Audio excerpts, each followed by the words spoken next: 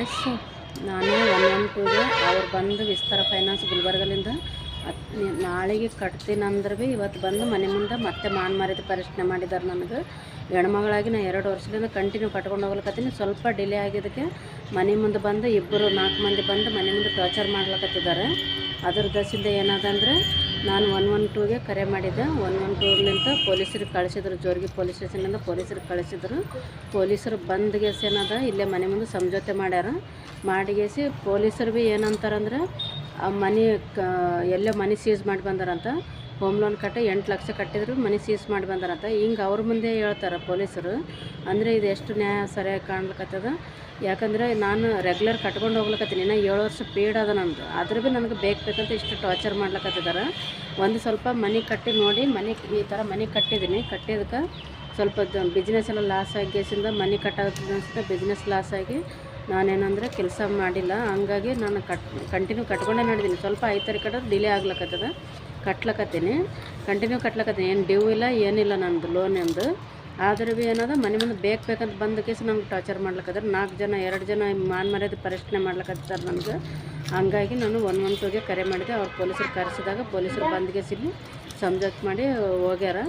ಅವ್ರನ್ನ ಹೋಗಿಸಿ ಅಂದರೆ ಅವ್ರ ಲೀಗಲ್ ಅಡ್ವೈಸರ್ ಇವರಿಗೆ ಫೋನ್ ಮಾಡ್ಲಕತ್ತಾರೆ. ಇಲ್ಲೇ ನಿಂತ್ಗೇಸಿ ವಿಸ್ತಾರ ಫೈನಾನ್ಸ್ದವ್ರು ಬಂದ್ಗೇಸು ಅಂದರೆ ವಕೀಲ್ಗೆ ಅಡ್ವೊಕೇಟ್ ಆದಾರ. ನಮ್ಮ ವಕೀಲ ಅವ್ರು ಬಂದು ನಿಮ್ಮ ಮನೆ ಅರೇಂಜ್ ಮಾಡ್ತಾರೆ ಅದು ಮಾಡ್ತಾರೆ ಅಂತಗೇಸು ದಿಮಾಕಿನ ಮಾತಾಡ್ಲಕತ್ತಾರ. ಆ ದಿಮಾಕಿನ ಮಾತಾಡಿದಾಗ ನಡ್ರಿ ಆಯಿತು ಮಾಡಲಕ್ಕಂತ ಪೊಲೀಸ್ ಸ್ಟೇಷನ್ಗೆ ಹೋಗ್ತೀನಿ ಅಂತ ರೆಡಿಯಾಗಿದೆ ನಾನು. ಆದರೆ ಮತ್ತೆ ಹೋಗ್ಯಾರ. ಹೋಗ್ಗೇಸಿಂದ ಮತ್ತೆ ರೋಡಿನ ಮೇಲೆ ನಿಂತ್ಗೇಸಿ ಮತ್ತೆ ಕಾಲ್ ಮಾಡ್ಯಾರ.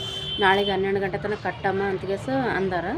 ಅಂದ್ಗೇಸು ಹೋಗ್ಯಾರ. ಈಗ ಒಟ್ಟು ಅವರು ಏನು ಕೊಟ್ಟು ಆಚಾರಿಲ್ಲ ಏನೆಲ್ಲ ಹೋಗ್ಬಿಟ್ಟಾರ ಮತ್ತೆ ಸೀದಾ ಗುಲ್ಬರ್ಗಾಗ. ಹಂಗೆ ಮಾಡ್ಯಾರ. ನಾಳೆ ಕಟ್ತೀನಿ ಅಂತ ಹೇಳಕ್ಕಾಗಿ ಭೀ ಇವತ್ತು ಮನೆ ಮುಂದೆ ಬಂದ್ಗೇಸು 4 ಮಂದಿ ನೋಡಂಗೆ ನೆರೆಯಂಗೆ ನನಗೆ ಮರ್ಯಾದೆ ಪ್ರಶ್ನೆಗೆ ತಾತ್ಲಕತ್ತಾರ. ನಾ ಬ್ಯಾಂಕಿಗೆ ಅಷ್ಟೇ ನೇಟಾಗಿ ಕಟ್ಕೊಂಡು ಹೋಗ್ಲಿಕ್ಕತ್ತೀನಿ. ಸ್ವಲ್ಪ ನನಗೆ ಲೇಟ್ ಆಗಿದೆ ಸರ್ ಅಂತ ರಿಕ್ವೆಸ್ಟ್ ಮಾಡಿದ್ದೀನಿ ಅವ್ರ ಹತ್ರ.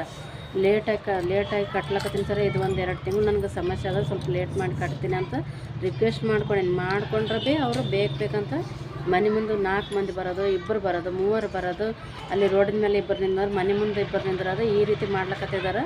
ಅದ್ರ ಸಲುವಾಗಿ ಏನದ ಇವಾಗ ನಾನು ಈ ತಿಂಗಳು ನಾಳೆಗೆ ಬೆಳಗ್ಗೆ 11 ಗಂಟೆ ತನಕ 12 ಗಂಟೆ ತನಕ ಕಟ್ಟೆ ಅಂತಗೇಸಿ ಮತ್ತೆ ಹೇಳಿ ಹೋಗ್ಯಾರ ಅವರು. ನಾನು 4 ಗಂಟೆ 5 ಗಂಟೆ ತನಕ ಕಟ್ತೀನಿ ಅಂತ ಅಂದೀನಿ. ಅಂದ್ಗೇಸಿ ಏನದ ಈಗ ಹೋಗ್ಯಾರ. ನಾ ಪೊಲೀಸ್ ಸ್ಟೇಷನ್ಗೆ ಪೊಲೀಸ್ ಸ್ಟೇಷನ್ಗೆ ಬಾ ಅಂತಗೇಸಿ ಅಂದಿದ್ರು ಅವರು. ಅದಕ್ಕೆ ನಾನು ರೆಡಿಯಾಗಿದೆ ಪೊಲೀಸ್ ಸ್ಟೇಷನ್ಗೆ ಹೋಗ್ಬೇಕಂತ. ಪೊಲೀಸರನ್ನ ಅಂದ್ರೆ ಅವ್ರು ಹೋಗಲ್ಲ ಹೊಂಟಾರ್ರಿ ಸರ್ ಅಂತ ಹೇಳಿದ್ರೆ ಪೊಲೀಸರು ಭೀ ಏನಂದ್ರೆ ಹೋಗಿ ಕಂಪ್ಲೇಂಟ್ ಕೊಡಮ್ಮ ಅಂತ ಅಂದರು. ಅಂದಿದ್ದಕ್ಕೆ ನಾನು ರೆಡಿಯಾಗಿ ಹೋಗ್ಲಿಕ್ಕತ್ತಿದ್ದೆ. ಮತ್ತು ಹೋಗಿ ಅವರು ರೋಡಿನ ಮೇಲೆ ನಿಂತು ಮತ್ತು ಕಾಲ್ ಮಾಡ್ಯಾರ. ನಾ ಸರಿಗೆ ಹೇಳ್ಕೊತೀನಮ್ಮ, ಮೇಲೆ ಮ್ಯಾನೇಜರ್ ಸರಿಗೆ ಹೇಳ್ಕೊತೀನಿ, ನಾಳೆಗೆ ಕಟ್ಟ್ರಿ ನೀವು ಅಂತಗೇಸಿ ಹೇಳಿಗೇಸಿ ಮತ್ತು ಹೋಗ್ಯಾರ. ಇವಾಗ ಅದಕ್ಕೆ ನಾನು ಮನೆಯಲ್ಲೇ ಕುಂತಿದ್ದೀನಿ ನೋಡಿ. ಇಲ್ಲೇ ನನ್ನ ಮನೆ ಪಾಯಿಂಟಿಗೆ ಮೇಲೆ ಕುಂತಿದ್ದೀನಿ. ಹಿಂಗೆ ಟಾರ್ಚರ್ ಮಾಡ್ಲಕತ್ತಿದ್ದಾರೆ ಅವ್ರು. ಕಟ್ಕೊಂಡು ಹೋದ್ರೆ ಭೀ ಹಿಂಗೆ ಟಾರ್ಚರ್ ಮಾಡ್ಲಕತ್ತಾರೆ. ಇನ್ನು ಕಟ್ಟದೇ ಇದ್ದರೆ ಜೀವನೇ ಹೊಡೆಯವ್ರು ಕಾಣ್ತಿದ್ರು ಅವರು. ಹಂಗೆ ಅಡ್ವಾನ್ಸ್ ಮಾಡ್ಕೊಂಡು ಅಷ್ಟು ನನಗೆ ಪ್ರೆಸರ್ ಮಾಡಿಗೇಸಿ ಮಾಡ್ಲಕತ್ತಿದ್ದಾರೆ. ಮೊದಲು ಏನದ ಅವರು ನನಗೇನು ಇಂಥವೆಲ್ಲ ರೂಲ್ಸ್ ಹೇಳಿಲ್ಲ.